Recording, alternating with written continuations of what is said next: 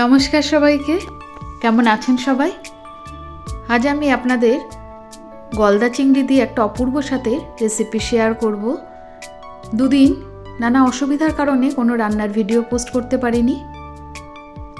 তো যাই হোক, এই রেসিপিটি কিন্তু করাও সহজ আর খেতে কিন্তু অসাধারণ হয়।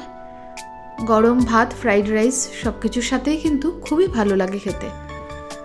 তো আমি কড়াইতে বেশ খানিকটা সর্ষের তেল দিয়ে আগে থেকে ধুয়ে জল ঝরিয়ে রাখা মাছগুলোকে লবণ আর হলুদ দিয়ে হালকা করে এপিটোপিট করে ভেজে নেব।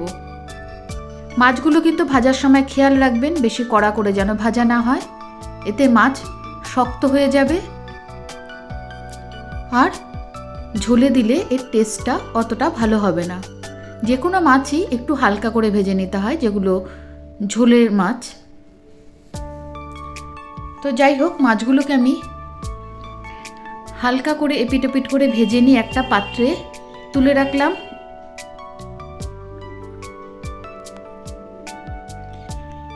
এরপর ওই কড়াইতে আরও খানিকটা সর্ষের তেল দিয়ে এতে আমি 4 থেকে 5টা ছোট এলাচ আর 3-4 টুকরো দারচিনি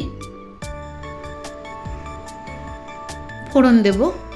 ফোড়নের বেশ ভালো একটা গন্ধ বেরোলে এর মধ্যে আমি দিয়ে দেব আগে থেকে গ্রেট করে রাখা বড় সাইজের 2টো পেঁয়াজ। মাঝারি সাইজের পেঁয়াজ হলে 3টে দেবেন, আর বড় সাইজের পেঁয়াজ হলে 2টো দিলেই হবে। পেঁয়াজ বাটা কিন্তু দেবেন না, গ্রেট করে দেবেন। এরপর গ্যাসের ফ্লেম কমিয়ে দিয়ে পেঁয়াজটাকে আমি হালকা করে ভেজে নেব, একটু লালচে করে, পেঁয়াজের যতক্ষণ না কাঁচা গন্ধ চলে যায়। পেঁয়াজটা হালকা করে ভাজা হয়ে গেলে এর মধ্যে আমি দিয়ে দেবো 1 চামচ আদা বাটা, 1 চামচ রসুন বাটা, দিয়ে দেবো সামান্য পরিমাণ জল। সব মশলাগুলো এবার একসাথে মিশিয়ে নিয়ে এর মধ্যে আমি দিয়ে দেবো 1 চামচ কাশ্মীরি লাল লঙ্কার গুঁড়ো, 1 চামচ লবণ, 1/2 চামচ লাল লঙ্কার গুঁড়ো। এরপর সব মশলাগুলো ভালো করে মিশিয়ে নিয়ে এর মধ্যে আমি দিয়ে দেবো আগে থেকে বেটে রাখা সর্ষে আর পোস্ত। খুব মিহি করে বেটে রাখতে হবে সর্ষে পোস্ত বাটাটা দিয়ে। সব মশলাগুলো আবারও ভালো করে মিশিয়ে নিতে হবে একসাথে। এরপর গ্যাসের ফ্লেমটাকে একদম কম করে দিয়ে এর মধ্যে আমি দিয়ে দেবো 2 চামচ ফেটিয়ে রাখা টক দই। টক দইটা দেওয়ার সময় কিন্তু গ্যাসের ফ্লেমটা যেন কম থাকে, না হলে টক দই ফেটে যাওয়ার সম্ভাবনা থাকে। এরপর দিয়ে দেবো 1 চামচ পরিমাণ চিনি, একটু মিষ্টি এই রেসিপিতে লাগবে। এরপর সামান্য জল দিয়ে আমি মশলাটাকে 5 মিনিট মতো কষিয়ে নেব। মশলা কষে তেল ছেড়ে বেরিয়ে আসলে এর মধ্যে আমি দিয়ে দেবো পরিমাণ মতো জল। জলটা আপনাদের পরিমাণ মতো দেবেন। আমি ছোটো বাটির 1 বাটি মতো জল দিয়েছিলাম।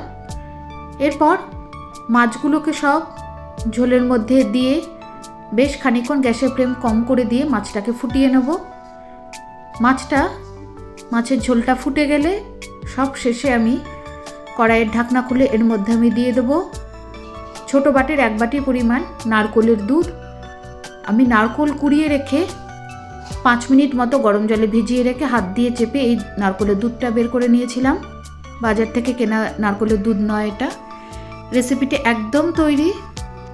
কেমন লাগলো অবশ্যই আমাকে কমেন্টে জানাবেন, আর ভালো লাগলে অবশ্যই শেয়ার করে দেবেন।